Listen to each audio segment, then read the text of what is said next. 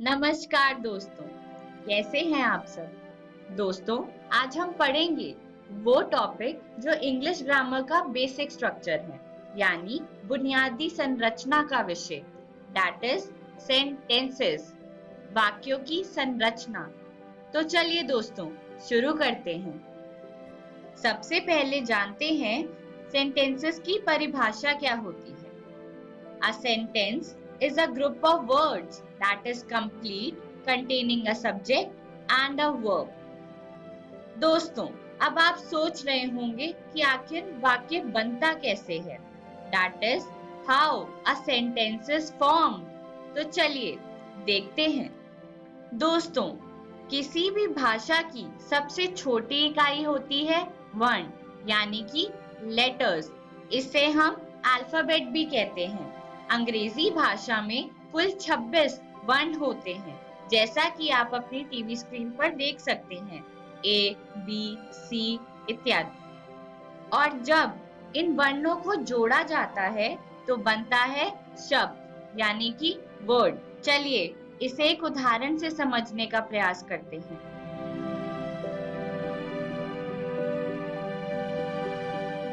दोस्तों, जैसा कि आप देख सकते हैं, यहाँ पर R, A, S, T, M ये सारे वर्ण हैं। जब इन वर्णों को व्यवस्थित ढंग से रखा जाता है तो बनता है एक शब्द, जैसा कि आप यहाँ पर देख सकते हैं, S, M, A, R, T।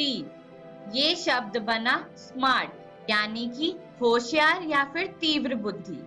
तो दोस्तों, किसी भी चीज का व्यवस्थित ढंग से होना अनिवार्य है। तो चलिए देखते हैं हमने क्या जाना। How a sentence is formed. A sentence is formed from letters, letters which form word, word which form group of words, and at last arranging them in a systematic way that makes sense forms a sentence. यानी एक वाक्य की संरचना होती है एक वर्ण से। वर्णों के समूह को हम शब्द कहते हैं, शब्दों से बनता है शब्द का समूह, और जब इन्हीं सब शब्दों को व्यवस्थित ढंग से जोड़ा जाता है तो हम उसे वाक्य कहते हैं, यानी कि सेंटेंस। चलिए आगे बढ़ते हैं और जानते हैं वाक्य की संरचना। Syntax. Every sentence has a subject and a predicate. दोस्तों, हर एक वाक्य में होता है एक कर्ता और एक क्रिया। कर्ता यानी कार्य करने वाला। अब वो नाउन भी हो सकता है और प्रोनाउन भी, यानी कि संज्ञा या फिर सर्वनाम।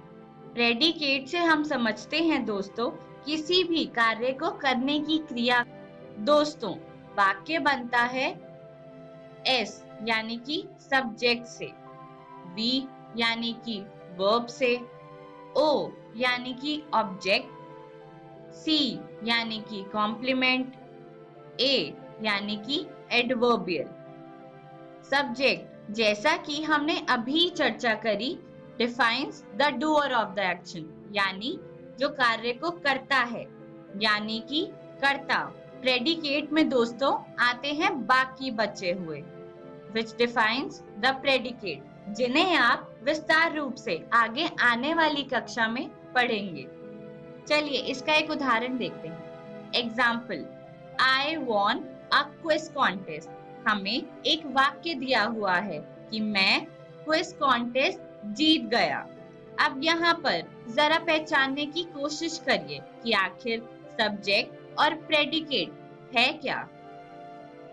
यहाँ पर दोस्तों I सब्जेक्ट है, यानी कि कर्ता, और won a quiz contest predicate term है, यानी which follows the subject, जो कार्य हो रहा है।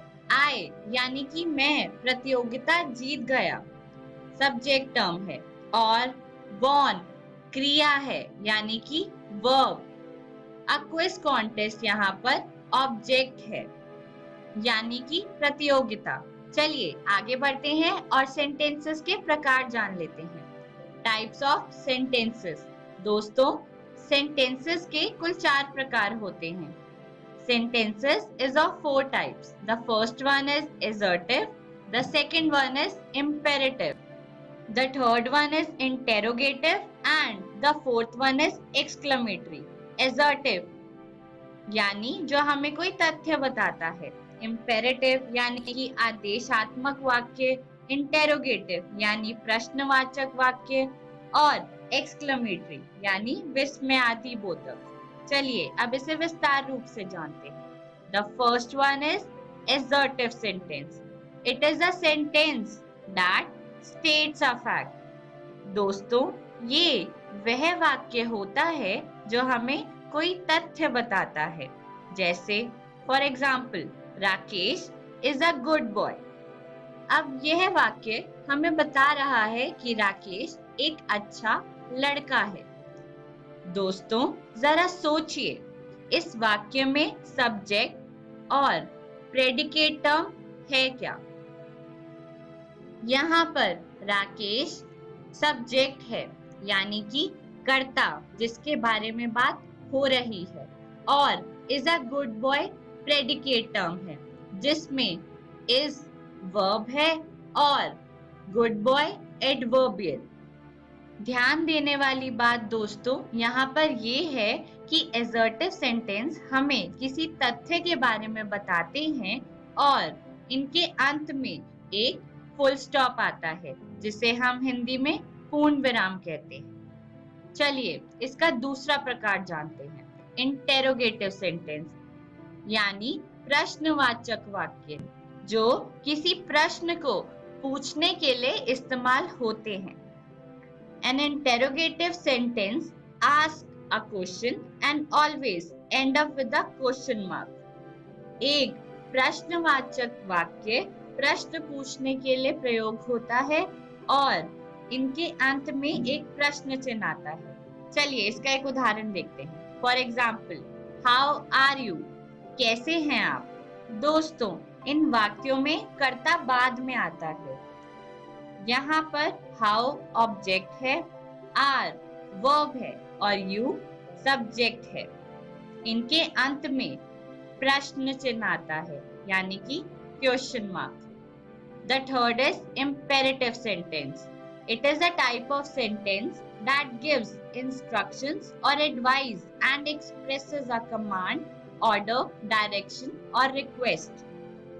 आदेशात्मक वाक्य वह होते हैं जो निर्देश या फिर सलाह देने के लिए, आदेश या अनुरोध को व्यक्त करने के लिए प्रयोग होते हैं। फॉर एग्जाम्पल, गेट आपको सलाह दी जा रही है कि आप बड़ों का आदर किया कीजिए। इन वाक्यों में दोस्तों कर्ता छिपा होता है, जैसा कि यहाँ पर सब्जेक्ट इज यू, यानी कि आपको आदेश या फिर निर्देश दिए जा रहे हैं कि आप इस कार्य को कीजिए। The fourth is exclamatory sentence, यानी कि विस्मयादि बोधक। It is used to express some strong feelings. इनका प्रयोग भावनाओं को व्यक्त करने के लिए किया जाता है। For example, what a beautiful place it was. Happy birthday Aashna, fantastic, let's go. इनको पहचानना दोस्तों बहुत ही सरल है। इनके अंत में एक विस्मयादि बोधक चिन्ह आता है यानी कि एक्सक्लेमेशन मार्क। चलिए अब जानते हैं कि आपको प्रश्न पत्र में किस प्रकार के प्रश्न दिए जाएंगे। चलिए दोस्तों अब जानते हैं ट्रांसफॉर्मेशन ऑफ सेंटेंसेस होता क्या है। It refers to change from one grammatical form to another without changing its meaning. इसका अर्थ होता है कि वाक्यों को व्याकरणिक रूप से दूसरे रूप में परिवर्तित करना जिससे उसका अर्थ बदले नहीं।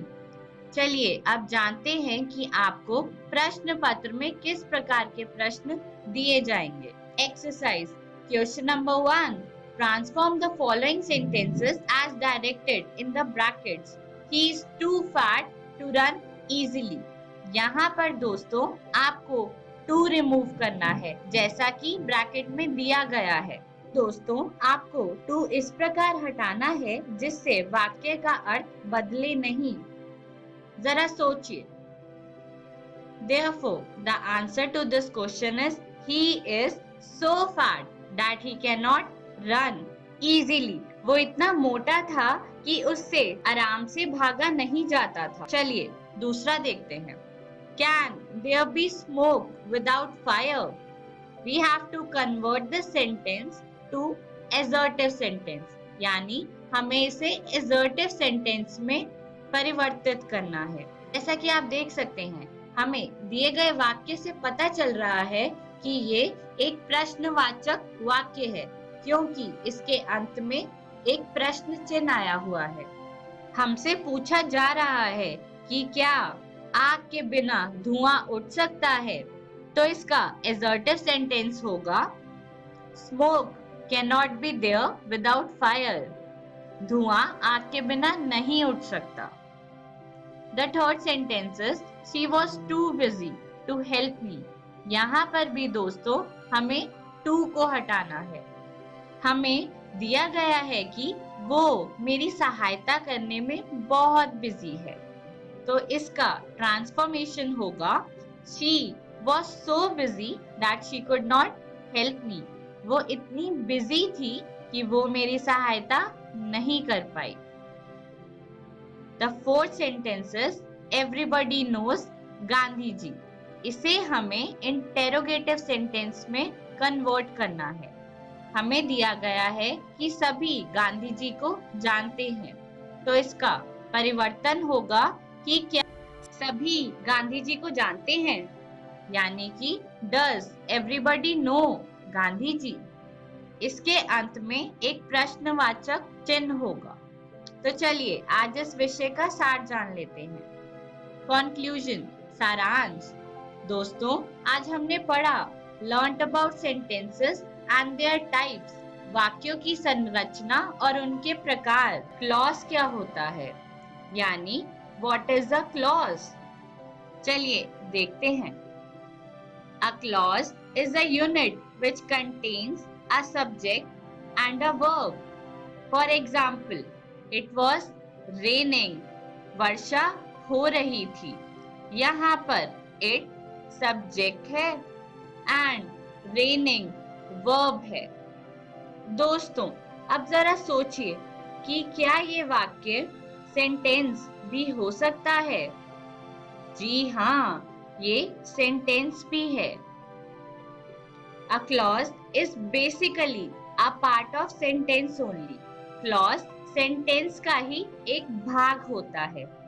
चलिए इसे विस्तार रूप से और जानते हैं और इसके प्रकारों को देखते हैं। Types of clauses. There are two types of clauses. The first is independent clause and the second one is dependent clause. Clauses दो प्रकार के होते हैं, पहला इंडिपेंडेंट और दूसरा डिपेंडेंट। अब इनमें अंतर क्या होता है ये जानते हैं।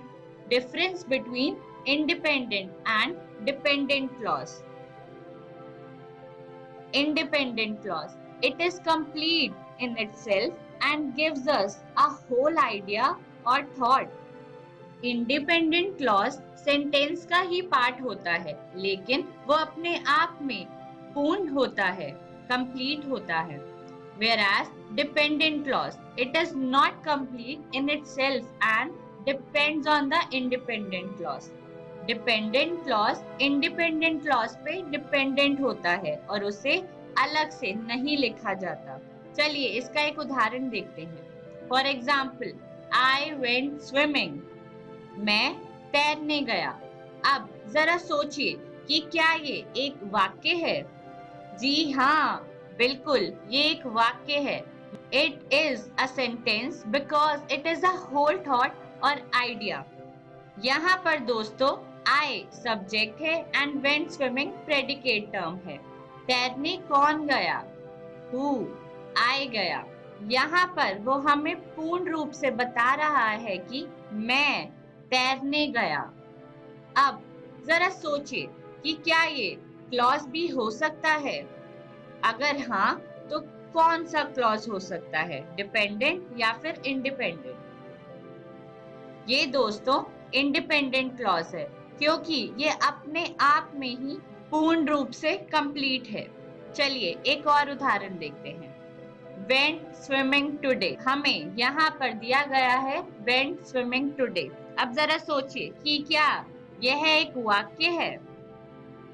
क्या इसमें सब्जेक्ट टर्म है? नहीं दोस्तों, ये एक वाक्य नहीं है। Not a sentence because it is not giving us a whole idea thought। यहाँ पर हमें नहीं पता कि कौन तैरने गया। Subject term is missing. यहाँ से हमें ये तो पता चल गया कि ये एक सेंटेंस नहीं है, पर जरा सोचिए कि क्या ये वाक्य एक क्लॉज हो सकता है? जी हाँ, ये क्लॉज हो सकता है। यहाँ पर ये डिपेंडेंट क्लॉज है, क्योंकि इसे पूर्ण रूप से लिखा नहीं जा सकता। ये किसी इंडिपेंडेंट क्लॉज पर डिपेंडेंट है, यानी कि निर्भर है। चलिए अब रचना के आधार पर सेंटेंसेस जानते हैं।